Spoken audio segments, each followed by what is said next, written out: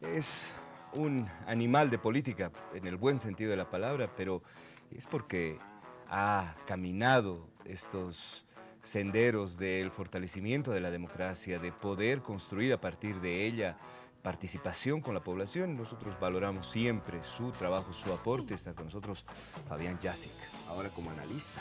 Ángel, un gusto Fabián, ¿cómo siempre estás? estar contigo, No, gracias. compartiendo Te hemos estos sacado un poquito de análisis. tu agenda de la gobernación, Sí, que sí, la sí, sigues sí, sí. haciendo, ya Sí, nos sí, vas sí, a hablar estamos acabando ya la ya gestión, nos ¿no? vamos a hablar de la agenda metropolitana. Así es, así es. Pero hoy, para hablar de temas políticos ¿Cómo no? que un poco nos marcan el día a día en Bolivia, Así ¿no? es, así es. A ver, empecemos por lo más reciente. Ujú. ¿Cómo lees este anuncio de Pérez Esquivel de Sí. nominar a Evo Morales al Premio Nobel de la Paz? Adolfo Pérez Esquivel para nosotros ha sido un ícono, Es un pensador importante, sin duda, ¿no? Más fundamental en la época. Él se enfrentó a la dictadura Sí, sí, con sí. un movimiento pacifista de resistencia. Sí. Por eso ha sido Lo que es. honrado con el Premio Nobel de la Paz. Ajá. Y claro, ha pasado mucho tiempo y yo creo que don Adolfo Pérez Esquivel, con todo el respeto que merece por ese pasado, ese ícono que siempre lo estamos recordando, lo admiramos mucho, yo creo que en su retina y en su lógica de reflexión y de pensamiento se ha quedado con Evo Morales del 2005, con el líder cocalero humilde. ¿Le podemos dar hasta el 2009 o el 2005? No, yo creo que se quedó en el 2005, ¿no? El de la chompita, Sí, sí, sí. ¿no? El que de alguna manera ha conquistado una legitimidad enorme. Muchos lo hemos apoyado, nosotros hemos sido parte también de una alianza con ese Evo Morales del primer periodo, de los primeros 3 años. Y creo que se quedó con esa imagen, pero le pasa a don Adolfo Pérez Esquivel lo que le pasa, yo creo, a muchos intelectuales de izquierda, que de la retórica pasan a la liturgia, ¿no? Casi religiosa. Entonces, claro, como Evo Morales fue considerado líder de izquierda, y se han creído el cuento este de que hoy ha sido expulsado del gobierno por un golpe de Estado de una derecha recalcitrante que lo ha botado del poder, además con asesinatos. Me imagino lo que se les debe pedir a la cabeza y no entender que 14 años ha habido transformaciones en este hombre y en ese liderazgo. Han ignorado totalmente que el 2010 pateó indígenas con Chaparina, sí. Han ignorado que ha habido muchos muertos en el interín, han ignorado todo lo que lamentablemente Evo Morales provocó como confrontación. Terminó siendo un presidente beligerante, no es un presidente de la concertación, como se vende seguramente la gente. ¿Qué les dirá Evo Morales a don Adolfo Pérez Esquivel? ¿Qué les contará en esta liturgia ya de izquierda? Como además es de izquierda, viene de los sectores de los movimientos sociales, se le perdona muchas cosas. Yo creo que a mucha intelectualidad de izquierda ha estado sucediendo que hemos perdonado asesinatos, hemos perdonado crímenes por ideología, ¿no? Hemos ignorado algunas cosas, por ejemplo, de los hermanos Castro en Cuba. Pues todos hemos sido fans de la Revolución Cubana, claro. Pero hemos perdonado los excesos, hemos perdonado, inclusive se han perdonado hasta los regímenes estalinistas, ¿no? Sí. Por esa liturgia. Yo creo que a don Adolfo le pasa más o menos eso. Qué pena, porque eso muestra la poca seriedad con la que se auspician las cosas. Quizá hubiera sido bueno que se entreviste con gente progresista. No le digo que venga a hablar con Janine Áñez, no, para que le cuente lo que ha sucedido, porque por ahí reforzamos su visión. Claro, pero se va convencido de mucho que más así. Convencido. Pero podría tomar recaudos hablando con la intelectualidad progresista. Le doy un nombre, Luis Tapia, marxista. Tal vez le puede explicar un poquito por qué se transformó Evo Morales en lo que se transformó y que no merecería, pues, un premio Nobel de la Paz. Ahora, si los líderes se transforman con el paso del tiempo, si tendríamos que en la misma dinámica leer a Carlos Mesa, por ejemplo. ¿Qué queda del Carlos Mesa, periodista, sí, historiador, vicepresidente, presidente, y el Carlos Mesa candidato? Yo creo que está jugando mucho a una imagen que tiene don Carlos Mesa de intelectual. Es muy forzada esa imagen de un intelectual que está queriendo forjar esa esa tarea de ser el intelectual, el historiador, el bien formado, Sí. y que está preparado para ser presidente. Se lo ve en la campaña, y es eso su campaña, ¿Es es un hombre él. político? Yo creo que se volvió político a regañadientes, sin querer queriendo, ¿no? Se ha Y es tenido por que eso- volver político. Y es por eso que de pronto hoy patea el tablero y dice si ha habido fraude, cuidado, haya fraude también en mayo, Sí. y critica hechos de corrupción del actual gobierno. O sea, Quizá lanza cosas que podrían en algún momento ser como un laboratorio. Yo creo que está aprendiendo medio a la mala a ser político, ¿no? Pero creo que todavía queda ese dejo de intelectual, de historiador, que está listo y está preparado para ser presidente. Lo fue en algún momento. Creo que se mantiene eso. Y su eje de campaña, salvando estas cosas que a veces lanza, se basa en eso, en su imagen, porque no habla mucho. Es la campaña del silencio, ¿no? Por eso, porque ha dejado una impronta que aparentemente le está dando resultado. Habrá que ver si realmente es así. Ahora, porque- ¿le suma o le resta? No, yo creo que difícilmente va a reproducir lo que ha sucedido el 20 de octubre. Quizá el Sí. peor error que pueda cometerse es creer de que automáticamente, porque Carlos Mesa es lo que es, un respetable intelectual, de todos los candidatos, por supuesto, parece que es el más moderado, el más razonable, el que menos habla, menos mete la pata, por tanto parece el más serio. Esa imagen no la quiere vulnerar interviniendo mucho en la política, pero no creo que por ese hecho nada más y no se haga nada, el 3 de mayo se va a replicar más o menos lo del 20 de octubre, es decir, que sea la ciudadanía cuán inteligente es para concentrar otra vez su voto sobre Carlos Mesa. Porque parecería que con el anuncio, la suerte de denuncia de deslizar que puede haber un fraude en mayo, no solamente ataca a la presidenta Áñez, se lleva con ese comentario a Salvador Romero y a todo el Tribunal Supremo Sí. Electoral. Sí, su explicación ha sido un poco clara, ¿no? Yo Sí, creo que ha sí. sido un lanzamiento medio raro. Claro, fraudulenta la manera como la candidata a presidenta estuviera vulnerando algunos compromisos, está utilizando los recursos públicos, pero es peligroso hablar de un tema de fraude porque eso se entiende de otra manera. Claro, Cuando y además más en este momento. seguimos discutiendo todavía si ha habido o no ha habido fraude. Nosotros, en el imaginario colectivo está muy montado el tema del fraude. Sí. Y claro, dar esta sensación hoy día, no sé qué ganancia pudiera tener Carlos Mesa. Es decir, ahí podríamos sembrar más bien una enorme incertidumbre en lo que más bien quisiera Carlos Mesa, que haya una esperanza, que haya un optimismo en el proceso electoral y que la gente pues confíe en Carlos Mesa. Puede ser contraproducente lanzar bombitas quitándole quizá legitimidad a un proceso electoral que todos estamos esperanzados que sea muy distinto al 20 de octubre, donde la palabra fraude no aparezca, pero ni por si acaso. Y si él lo está posicionando, podría ser muy peligroso para sus propios fines, para lograr más bien que con optimismo vayamos a votar. Oye, confiamos en el Salvador Romero, finalmente lo han traído de no sé dónde, ahí está pues, el hombre, ¿no? Este es un tribunal electoral muy distinto. No va a haber fraude, no va a haber un tribunal parcializado, va a administrar bien las cosas. Ojalá multe a la presidenta Yanine Áñez cuando se exceda, ¿no? Esperemos que lo haga, porque para eso también está el tribunal. De señales, ya lo dio una señal importante, bueno, inhabilitó a Evo Morales, inhabilitó a Mario Cosillo, fue importante esa tarea. Está dando señales de que realmente puede ser un tribunal. No alimentemos todo lo contrario, porque la gente puede pensar de otra manera, si cree que otra vez nos van a engañar con el voto. No, yo creo que más bien quizá Mesa podría haberse equivocado, lanzar esto y aclarar es mucho más complicado, ¿no? Sí, sí. El No quien, aclares el que quien más oscureces, se explica, se complica, pues, ¿no? Y verdad. creo que eso le está pasando a Carlos.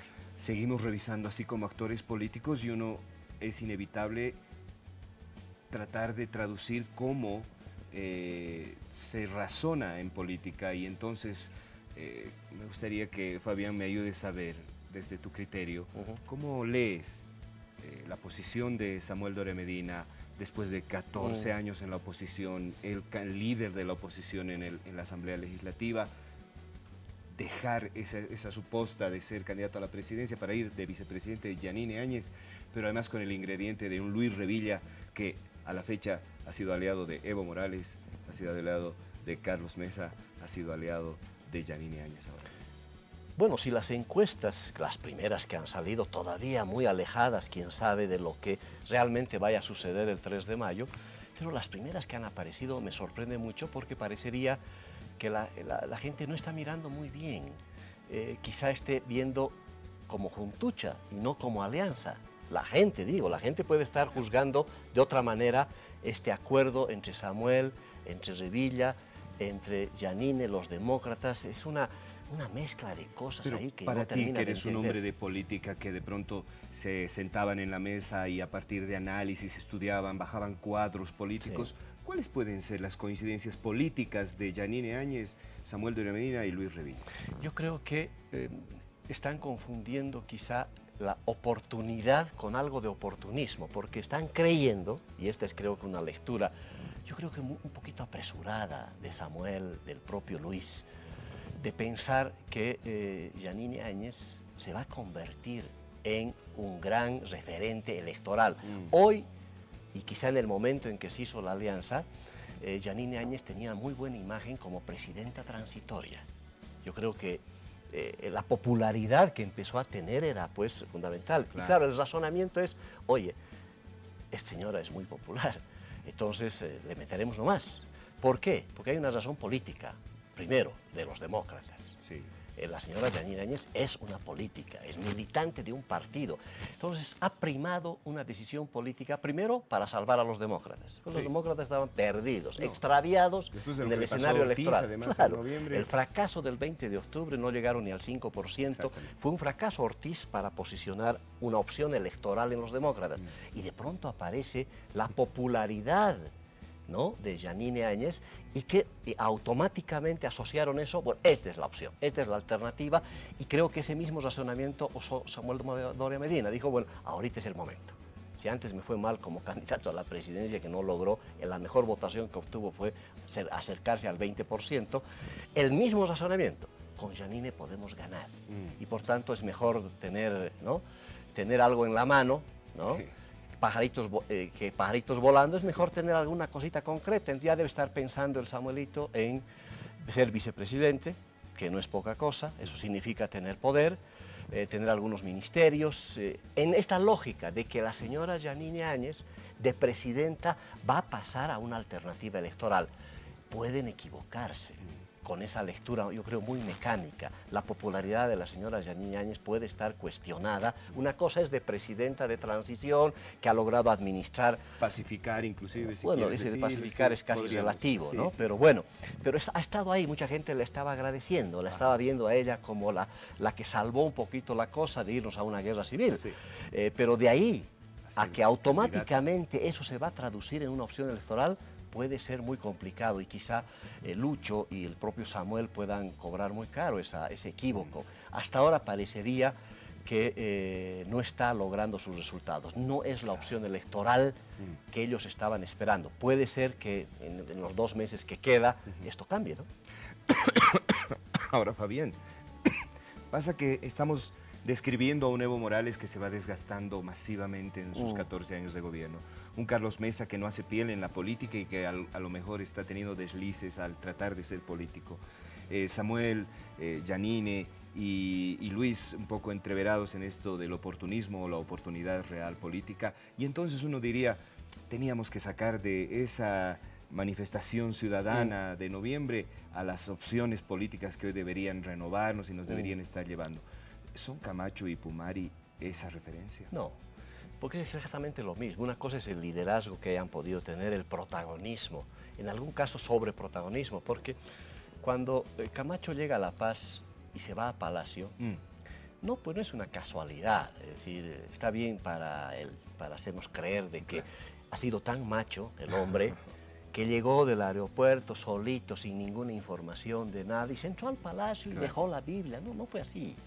Él tenía la información privilegiada de las Fuerzas Armadas. Ya le dijeron, no, este señor se va a ir. Así que es seguro que ese que tenía todo esto. Además lo confesó, ¿no? Su papá parece que... Habrá que ver cuánto le costó a su papá, yo no sé. Eso ya son temas íntimos entre hijo y padre. Pero está claro que ese sobreprotagonismo que tuvieron medio que se equivocaron, forzaron ser opción electoral. Es muy distinto hoy resultar ser la opción presidencial. Yo creo que a mucha gente les reconoce y podría ser muy natural verlo al señor Camacho como candidato a primer senador por Santa Cruz, o a Pumari podría ser muy natural para la gente verlo más bien de primer senador, quién sabe, en Potosí. Claro. Yo creo que hubiera sido lo más, pero ya verlos a los dos señores peleándose además, ¿no? De entradita, claro, ya grabándose, de entradita, no sé, ya repartiéndose las, sí, cositas, ¿no? Entonces dijeron, no, a ver, muchachos, les falta un poquito de experiencia, ¿no? Y no es tan mecánico, pues, que las pititas hoy ellos quieran arrebatarse, claro, de esto y tomarlas para volverse opción electoral. Va a ser muy difícil y las encuestas creo que lo están notando, esa tendencia, ¿no? Le va a costar mucho al señor Camacho y al señor Pumari ser reconocidos como una alternativa electoral, utilizando nada más o pretendiendo usar ese prestigio que lograron, bien ganado o mal ganado, ya cada uno juzgará, pero Pumari y Camacho lograron visibilizarse como grandes protagonistas de esta revolución juvenil, de clase media, bueno, el nombre, claro, que quieras darle a lo que ha sucedido en noviembre, han sido protagonistas, pero de ahí, igual que con la Yanine Presidente. Yanine Presidente es una cosa, Yanine candidata es otra cosa. Sí. Señor Camacho es una cosa de líder cívico y ahora como candidato a la presidencia una cosa muy distinta, tanto así que en Occidente no les reconocen esa tarea, no lo han transformado, esa adhesión que logró en La Paz, lo proclamaban a Camacho, lo cuidaban inclusive. No, eso no se traduce necesariamente en voto electoral y ahí está el equívoco hoy día. Pumari yo creo que es la víctima de todo esto, porque Pumari no tiene mucho donde apoyarse. Camacho sí, ¿no? Está peleando todavía, claro, un espacio político propio en Santa Cruz, pero no le da para pretender ser la opción electoral presidencial. Yo creo que les falta mucho para eso. Yo estoy seguro que ahorita en muchas casas de Bolivia están diciendo, bueno, díganos algo que no sepamos. ¿Qué opciones tiene la población? ¿Cómo deberíamos nosotros como población interpretar y vernos en este escenario? Bueno, hay una certeza. Primero, la gente está atemorizada porque esta fragmentación, esta dispersión del voto está haciendo que el MAS gane la elección en primera vuelta. Ese es el terror de todos. Oye, está con 30%. Eso era previsible, no es una novedad. Yo creo que es un techo. Bueno, es el terror de un 60%, bueno, es un 30, 40 que... Obviamente, que tiene una adhesión todavía, sí, pero ahí se va a limitar, yo creo, a un tercio. Un tercio del electorado está claro que... Ahora, Fabián, perteneces a una época de la política en la que hubieran querido los Jaime Paz, los Banzer, los Goni tener 30% ¿Alguna de votación? Vez? Claro, ¿no? Nunca lo han tenido, eso es cierto. Habrían querido tener. Obviamente. Ahora, claro, el problema es los otros 2 tercios. Sí, y la preocupación ciudadana está en que esos 2 tercios van a provocar que se potencie el tercio del MAS. Y eso es lo que la ciudadanía va a tener que evitar de alguna manera el 3 de mayo. Y lo único que nos quedaría a los ciudadanos es que definitivamente en estos 2 meses la ciudadanía va a tener que optar. Hay que votar por algún por menos Carlos, malo. Por Yanine. No creo ya por Camacho, no tiene más opciones. Me estás diciendo, no importa el país, en ese momento lo que importa es sacar al MAS. Yo creo que no, lo que importa quizá es pensar en quién va a ir a la segunda vuelta y pensar en un gobierno más o menos serio. Y la ciudadanía va a tener que ver, ya Yanine está siendo probada como gobierno, y la ciudadanía tendrá que ver, ¿Mesa nos va a garantizar un buen gobierno? Porque el que viene va a ser muy complicado, va a tener una minoría en el Congreso, va a tener que hacer alianzas con todo. Yo creo que el votante del 3 de mayo es muy distinto al del 20 de octubre. El 20 de octubre quedó claro, sí, es contra el Evo y se acabó y todos optaron por el Carlos. Inclusive los sectores conservadores del Oriente decidieron apostar por Carlos Mesa. El 3 de mayo ya no es esa ya no es la disyuntiva. El 3 de mayo quizá la ciudadanía tendrá que pensar quién puede asegurarnos un gobierno estable, sólido, para administrar los 5 años frente a aún más en la oposición. Yo creo que si eso la gente empieza a calibrar, ahí tendrá que escoger nomás. O confiará otra vez en la señora Yanine, que ya la estamos probando de presidenta, o optará nomás por la experiencia y la sabiduría que supuestamente recae sobre don Carlos Mesa. Esas pueden ser las alternativas, la gente tendrá que valorar eso. ¿Qué tipo de gobierno tendremos optando por uno u otro? Fabián, gracias. He disfrutado mucho esta conversación. Ya te voy a esperar para que me hables de la agenda metropolitana. Con gusto. Gracias. Ha estado con nosotros Fabián Yassi. Vámonos a un corte. Enseguida volvemos con mucho más de Claroscuro. Espérenos, por favor.